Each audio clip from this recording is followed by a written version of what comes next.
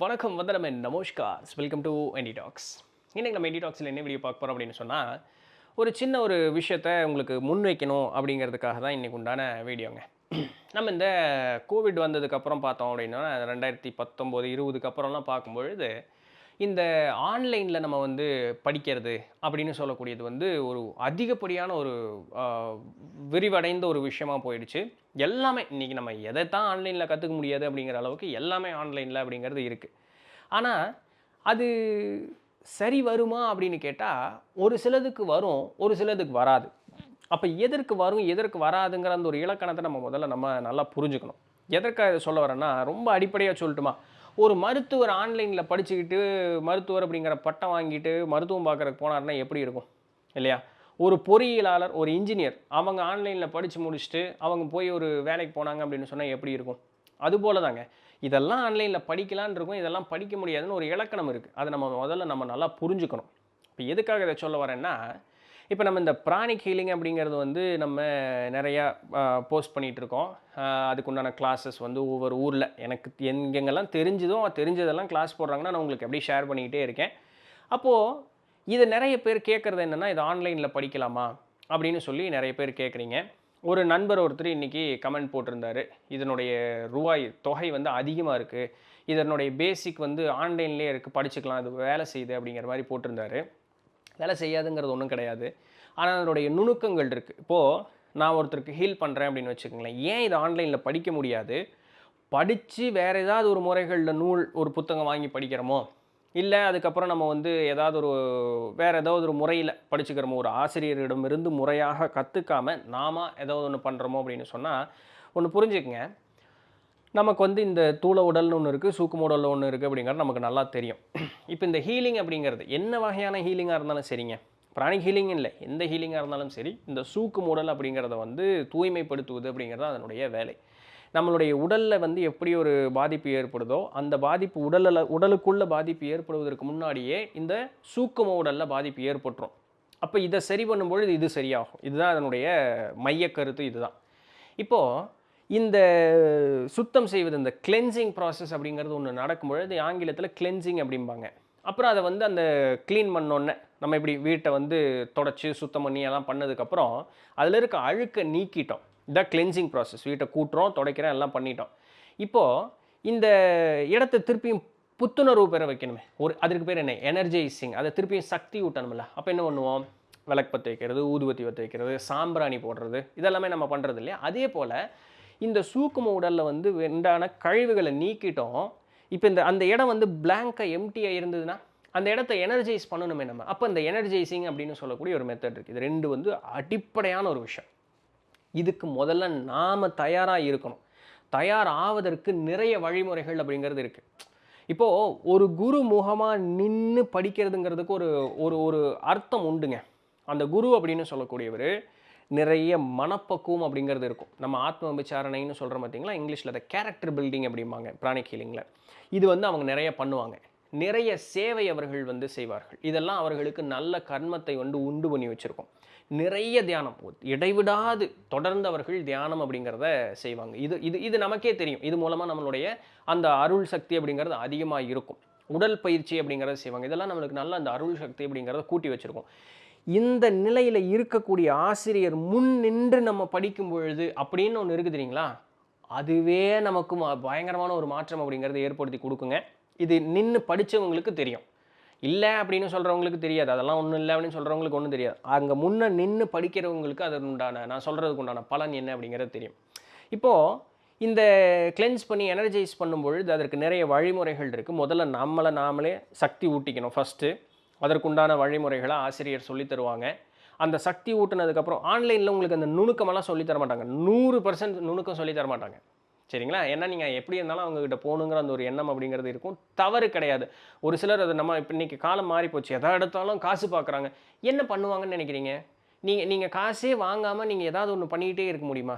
யார் சோறு போடுவா நமக்கு? அப்போது இது எனக்கு ஒரு வித்தை இருக்குது, நான் அது ஒரு நல்ல விஷயம், நான் கற்றுத்தரேன், இதை என்னுடைய வாழ்வாதாரமாக நான் பயன்படுத்திக்கிறேன் அப்படின்னு சொன்னால், கோடி கோடியாக லட்சக்கணக்கில் ஆயிரக்கணக்கில் வாங்கிட்டு ஊரை ஏமாத்துறவங்க இருக்கக்கூடிய ஒரு சூழலில் நல்லவங்க ஒரு சாதாரண ஒரு தொகை வந்து சொன்னாலும் கூட நம்ம என்ன பண்ணிடுறோம், அங்கெல்லாம் போய் விழுந்துருவோம். இந்த சாதாரண ஒரு விஷயத்துக்கு நம்ம கண்ணு உறுத்திக்கிட்டே இருக்கும். இந்த ரூ. 100 200 இந்த பிட் பாக்கெட்காரன தான் போலீஸ்காரங்க புடிச்சுட்டு போய் அடிப்பாங்க. கோடி கோடியா அவங்க எல்லாம் அரசியல்வாதி ஏமாத்திட்டு இருப்பாங்க. அவங்கள இவங்கனால ஒண்ணும் பண்ண முடியாது. அதே கோப்பு தான் எல்லா இடத்துலயுமே நடந்துகிட்டு இருக்கு. இப்போ இந்த கிளென்சிங், எனர்ஜைசிங் பண்ணும்பொழுது, அப்ப நம்மளுடைய உடல தெம்பு பண்ணிக்கிறதுக்கு நிறைய வழிமுறைகள் இருக்கு. அந்த வழிமுறைகள முதல்ல நம்ம படிக்கணும். சரிங்களா? படிச்சதற்கு பிறகு அந்த கிளென்ஸ் பண்ணி எனர்ஜைஸ் பண்றோம் தெரியுங்களா? பண்ணும்பொழுது எல்லாருக்குமே அது ஒரு போலவே வேலை செய்யாது. நல்லா புரிஞ்சுக்கங்க. எனக்கு வேலை செய்யுது அப்படிங்கிறதுக்காக இன்னொருத்தங்களுக்கு அது வேலை செய்யும்னு கிடையாது. ஆக்சுவலா வேலை செய்யும். ஆனா அத என்னால உணர முடியாது. அப்ப இது யாருகிட்ட எப்படி கேட்டு தெரிஞ்சுக்குவீங்க? அப்ப இந்த உணர்தலினுடைய மாறுதல் என்னன்னு தெரியும். நீங்க தியானம் இருப்பீங்க. தியானம் இருக்கும்பொழுது உங்களுக்கு ஒரு சிலருக்கு வித்தியாசமான உணர்வுகள் அப்படிங்கிறதெல்லாம் ஏற்படும். அவங்க முன்வினை கர்மம் நல்லபடியா இருக்கு அப்படின்னு சொல்லும்பொழுது, இந்த தியானத்தில உங்களுக்கு டக்குனு ஒரு சில மாறுதல உணர முடியும். பயந்துருவோம். என்னடா நடக்குது என்னைய சுத்தி அப்படிங்கிற மாரி இருக்கும். ஒரு சிலர் அப்படியே தூங்கிருவாங்க. மயக்கம் வர மாரி இருக்கும். திடீர்னு என்னமோ கலர்ஸ் எல்லாம் பார்ப்பாங்க. அவங்க எங்கேயோ போயிருவாங்க திடீர்னு. போயிட்டு உடம்புக்குள்ள வந்த மாரி இருக்கும். இதெல்லாம் பயத்தை ஏற்படுத்தி விட்டுரும். ஆசிரியர் முன் இல்லாம என்ன பண்ணுவீங்க? அப்போ ஆசிரியர் அத கரெக்ட்டா நம்மள வந்து கைட் பண்ணி கரெக்ட்டா இதுக்கு ஆசிரியர் அவசியம். ஏன்னா, அங்க சொல்லி தரக்கூடிய அந்த மெடிடேஷன் நமக்கு தெரியாதது ஒண்ணும் கிடையாது. பட் அந்த இடம் ஒரு ஸ்ட்ரக்சர் அப்படின்னு போகும்பொழுது, அதற்குன்னு ஒரு வேலைய அது செய்யும் இல்லையா? செய்யும் பொழுது என்ன ஆகும்? நமக்கு அந்த மாறுதல் ஏற்படும் பொழுது ஆசிரியர் அத கரெக்ட்டா கைட் பண்ணி கரெக்ட்டா ஈஸியா கொண்டு போவாங்க. அப்ப நம்மளுக்கு எங்காவது எனர்ஜி பிளாக் ஆயிடுச்சுன்னா, ஆசிரியர் இமிடியேட்டா அத கிளீன் பண்ணி விட்டுருவாங்க. நம்ம படிக்கும்பொழுது ஏதாவது ஒரு தவறு செஞ்சுட்டோம், எங்காவது அந்த எனர்ஜி பிளாக்கேஜஸ் இருக்கு அப்படின்னு சொன்னா, அத ஆசிரியர் கிளீன் பண்ணி குடுப்பாங்க. அத கிளீன் பண்ணி எனர்ஜைஸ் பண்ணிருவாங்க. இதெல்லாம் நான் நடந்தது பார்த்துருக்கேன். சரிங்களா? இதெல்லாம் உங்களுக்கு ஆன்லைன்ல கிடைக்காது.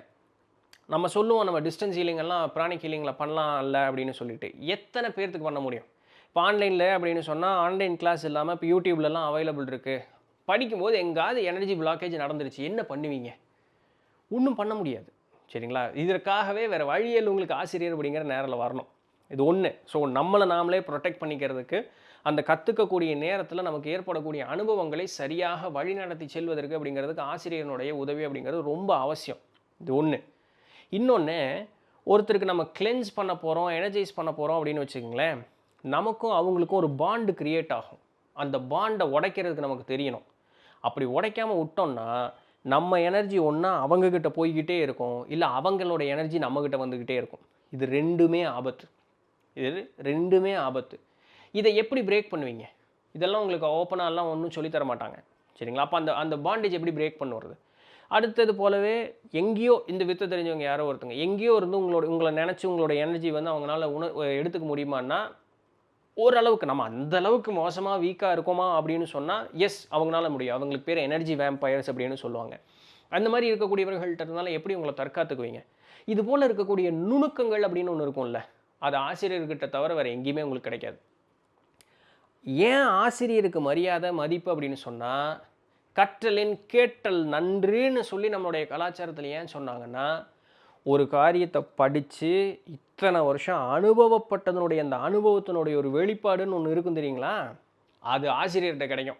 எப்பேர்ப்பட்ட நூலோ, ஆன்லைனோ, கூகுளோ உங்களுக்கு அது தரவே முடியாது ஒரு காலத்திலயும். ஒரு மனிதனுக்கு இருக்கக்கூடிய அந்த ஒரு அனுபவத்தை இன்னொரு ஒரு மிஷினால் உங்களுக்கு தரவே முடியாது. இதற்கு உங்களுக்கு ஆசிரியர் அவசியம். அந்த ஒரு புக்குக்கு மீறி இருக்கக்கூடிய விஷயத்த, இந்த புக்கில் இருக்கக்கூடிய இதையும் எப்படி அணுக வேண்டும் அப்படின்னு சொல்லக்கூடியத, ஆசிரியர்னால மட்டும் தான் உங்களுக்கு சொல்லி தர முடியும். வேற ஒருத்தர்னாலயும் முடியாது. ஸோ அந்த ஆசிரியர் அப்போ நேரடி ஆன்லைன்லன்னா அதுதான் சொன்னேன். எல்லாத்தையும் ஆன்லைனில் படிக்க முடியாது. ஆசிரியர் அந்த இடத்தில் இருந்து ஒரு சில நுணுக்கங்களை சொல்லி அவருடைய ப்ரெசன்ஸ் அந்த இடத்துல தேவைங்க. ஆன்லைனில் இதைத்தான் படிக்கலாம், இதைத்தான் படிக்க முடியாதுங்கிறதுக்கு உண்டான இலக்கணம் இருக்குது.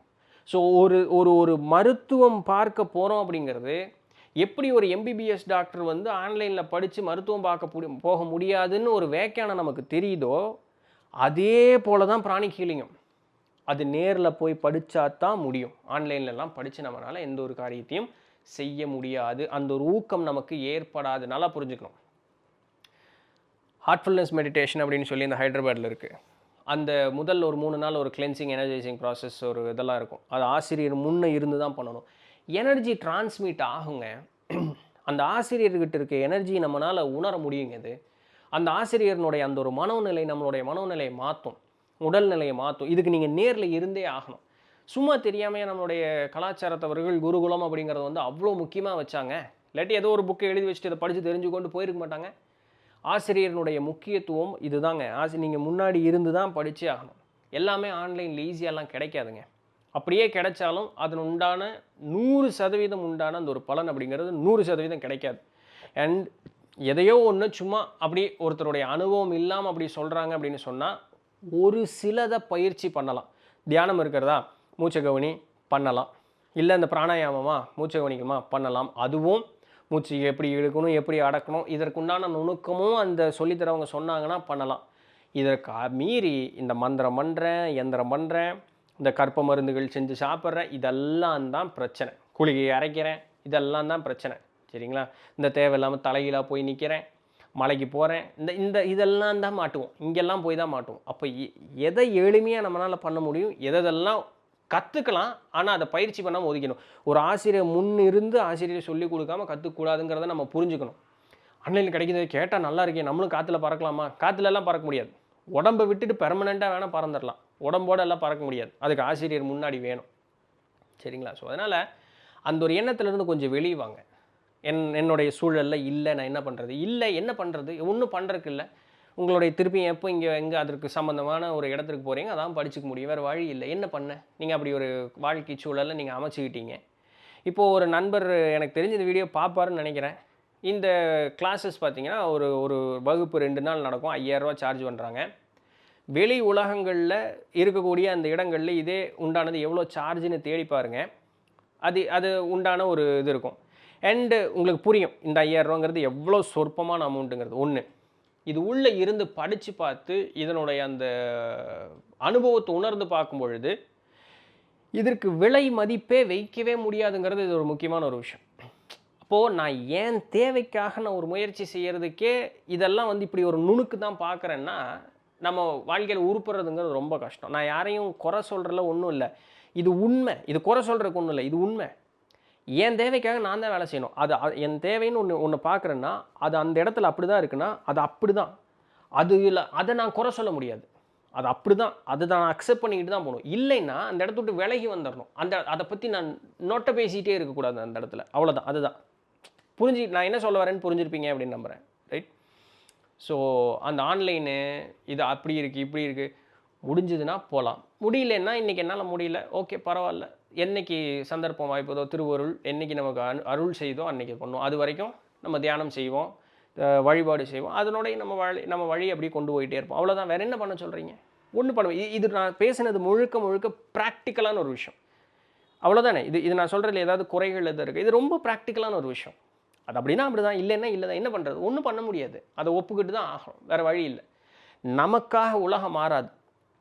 உலகம் எப்படியோ அதற்கு ஒத்து தான் நம்ம போய்க்க வேண்டியது தான். என்னங்கிறீங்க? இது ரொம்ப ப்ராக்டிக்கலாக புரிஞ்சிக்கக்கூடியது தானே. ஸோ இந்த கருத்தை சொல்லணுங்கிறதுக்காக தான் இந்த ஒரு வீடியோ. புரிஞ்சுக்குவீங்க அப்படின்னு நம்புகிறேன். எனக்கு தெரிஞ்ச நானும் ஒவ்வொரு தடையும் இப்படி புரிஞ்சுக்குவீங்களான்னு சொல்கிறேன். ஒருத்தரும் புரிஞ்சுக்கிட்டப்பா அதை காணோம். பட் பரவாயில்ல, இப்போவும் அப்படி தான் நம்பி சொல்கிறேன். என்ன நடக்குதோ பார்ப்போம். ஸோ இதுதான் இன்றைக்கு உண்டான செய்தி. பிடிச்சிருந்திருக்கும், இன்ஃபர்மேட்டிவாக இருந்திருக்கும் அப்படின்னு நம்புகிறேன். நாளைக்கு வேறு ஏதாவது ஒரு சுவாரஸ்யமான செய்தியில் சந்திப்போம். அது வரையும் தொடர்ந்து நிறுத்துங்கள். நான் உங்கள் இடத்துல நன்றி.